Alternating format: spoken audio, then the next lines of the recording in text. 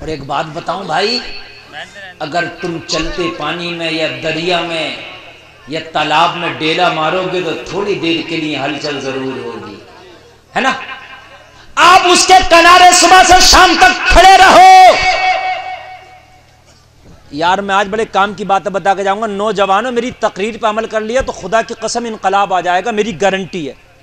اگر انقلاب نہ آئے تو میرا میدان محشر میں دامن پکڑ لینا۔ میں وہ مولوی ہوں کہ خالی اپنی تقریر جمانے کے چکر میں نہیں رہتا، میں کچھ قوم کو بتانے کے چکر میں رہتا ہوں۔ بات سمجھ رہے کہ نہیں سمجھ رہے؟ ہاں، دریا کے کنارے، تالاب کے کنارے صبح سے شام تک کھڑے رہو، تمہارے ہونے کا نہ دریا کو احساس ہوگا نہ تالاب کو۔ بولیے ہوگا؟ آپ کھڑے رہو، کھڑے ہو وہ خاموشی سے، ایک ڈیلا اٹھا کے مارو گے ہلچل ہوگی۔ ہوگی کہ نہیں ہوگی؟ ضرور ہوگی۔ ہلچل ہوگی تو دریا کو پتا چلے گا میرے کنارے کوئی ہے۔ بولو بولو، چلے گا کہ نہیں؟ اگر ایسے ہی خاموش رہو گے تو تمہارا احساس زمانے کو نہیں ہوگا، تمہیں کچھ کرنا پڑے گا تاکہ زمانے کو احساس ہو جائے کہ تم بھی ہو، تم بھی ہو۔ ایک ڈھیلا مارو گے اٹھا کے، دریا کو احساس ہوگا کوئی ہے، ہلچل ہوگی، مگر ہلچل سے ڈرنا نہیں ہے، تھوڑی دیر ہوگی پھر صحیح ہو جائے گا، تھوڑی دیر ہوگی ہلچل۔ آدمی ڈرتے ہیں، لوگ ڈرتے ہیں، یار ایسا میں کروں گا تو لوگ کیا کہیں گے؟ او بھائی سن، صحیح کام کر، لوگ چاہیں جو بھی کہیں، ہلچل ہوتی ہے اس کے بعد سب صحیح ہو جاتا ہے۔ تھوڑی دیر ہوتی ہے ہلچل، تھوڑی دیر ہوتی ہے پھر سب صحیح ہو جاتا۔ میرے نبی نے رسالت کا اعلان کر دیا، میں اللہ کا رسول ہوں، بس ایک ہی خدا ہے۔ اس وقت نہ لات کی پوجا کرو، نہ عزا کی پوجا کرو، نہ حبل کی پوجا کرو، نہ منات کی پوجا کرو۔ اب کسی کے آگے سجدہ نہیں ہوگا، سجدہ کرنے والی ذات ایک ہی خدا ہے، جس کے سامنے سجدہ کیا جائے گا سب باطل ہے، وہی حق ہے، میں اس کا بھیجا رسول ہوں۔ لوگوں میرا کلمہ پڑھو، اتنا کہنا تھا، مکہ میں طوفان آ گیا۔ اب پتا چلا کہ محمد بھی کچھ ہیں، سب مخالف ہو گئے سب۔ آپ سوچتے میری بستی مخالف ہو جائے گی؟ ہو جائے، حق بات کرنا ہے مجھے، اچھے کام کی پہل کرو۔ مر بھی گئے نا تو تمہارے پیچھے جتنے لوگ چلیں گے سب کا ثواب تمہیں ملے گا، سب کا ثواب ملے گا، سب کا۔ ایک ہلچل مچ گیا، مکہ والوں نے کہا محمد کو مکہ سے نکالو، کسی نے کہا جادوگر ہے، کسی نے کہا شعبدے باز ہے، کسی نے کہا کہ یہ رات کو قرآن گڑھ کے لاتے ہیں، کسی نے کہا پاگل ہیں، کسی نے کہا مجنون ہیں، کسی نے کہا دیوانے ہیں۔ جس کے جو دل میں آیا کہتے رہے، مگر مکہ کا جو سب سے سمجھدار تھا نام ابو بکر تھا۔ لوگوں ہیرے کی قدر جوہری جانتا ہے، زمانہ تو پتھر سمجھ کے پھینک دیتا ہے۔ ابو بکر نے دیکھا، آگے بڑھ کے مصطفیٰ کا دامن تھام لیا۔ ہائے ہائے ہائے، دامن تھام لیا۔ مکہ والوں نے کہا ابو بکر تو بڑا سمجھدار تھا، ہم تو سوچتے تھے سب کلمہ پڑھ لیں گے مگر ابو بکر ہی نہیں پڑھے گا، اس لیے کہ یہ سمجھدار ہے۔ کہا تبھی تو کلمہ پڑھ لیا کہ میں سمجھدار ہوں، اسی لیے تو کلمہ پڑھا میں نے کہ میں سمجھدار ہوں۔ آئے اللہ اللہ۔ اب ذرا غور کرو، اب مکہ کے لوگوں کو طوفان اٹھانے دو، اس سیمرا لاڑ پور کے لوگوں ذرا غور سے میرے جملوں کو سننا۔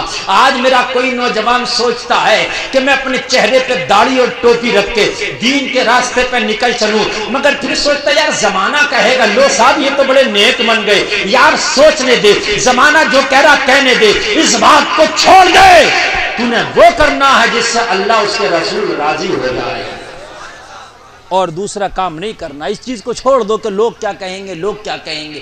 یار ایک بات میں بتاؤں آپ کو، جادوگر آتا ہے نا اور وہ جو تماشا دکھاتا ہے، اس کے سامنے کوئی ہونا اور روڈ کے کنارے ڈگڈگی بجانا شروع کر دیتا، اسے شرم نہیں لگتی؟ جو کرنا کرنا، یار وہ غلط کام میں نہیں شرماتا تو اچھے کام میں کیوں شرما رہا ہے؟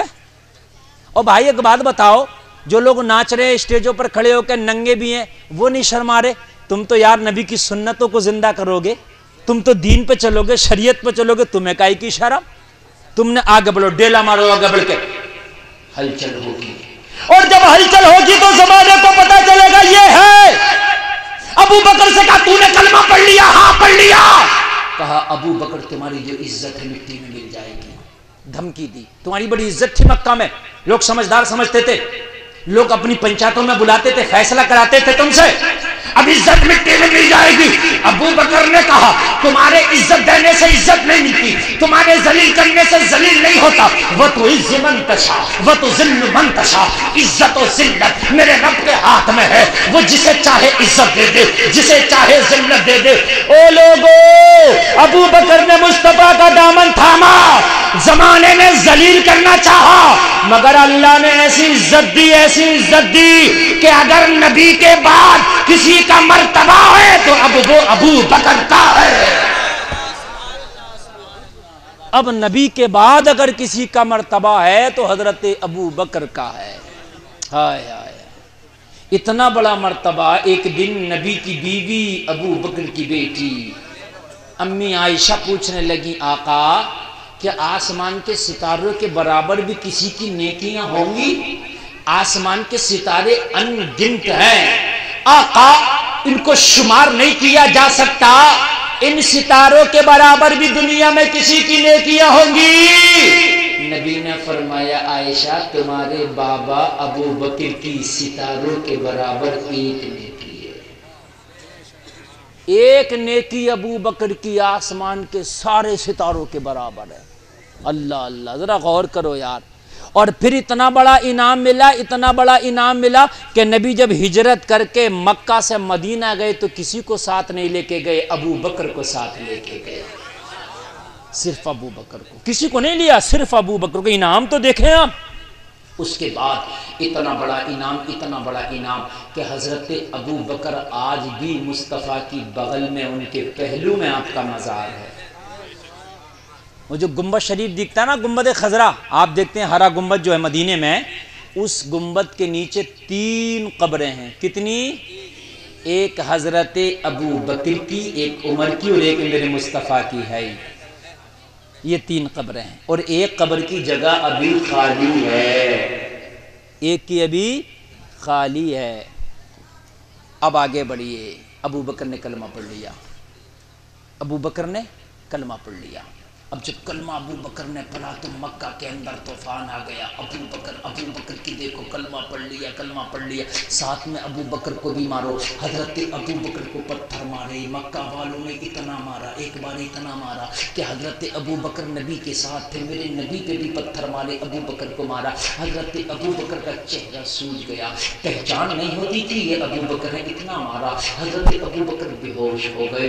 بہت دیر کے بعد اٹھا کے آپ کو گھر لے آئے، لانے کے بعد میں آپ کو مرہم پٹی کیا گیا۔ بہت دیر کے بعد حضرت ابو بکر کو ہوش آیا۔ لوگوں اتنا پیٹائی کھانے کے بعد حضرت ابو بکر کو جب ہوش آیا نا تو سب سے پہلے یہی پوچھا لوگوں میرے نبی کی حالت کیسی ہے؟ ہائے ہائے، میرا نبی کیسا ہے؟ ہم دنیا کے اندر ایسا بھول گئے اپنے نبی کے طریقے کو، ایسا بھول گئے، ایسا بھول گئے، لوگوں ہمیں پتہ ہی نہیں ہے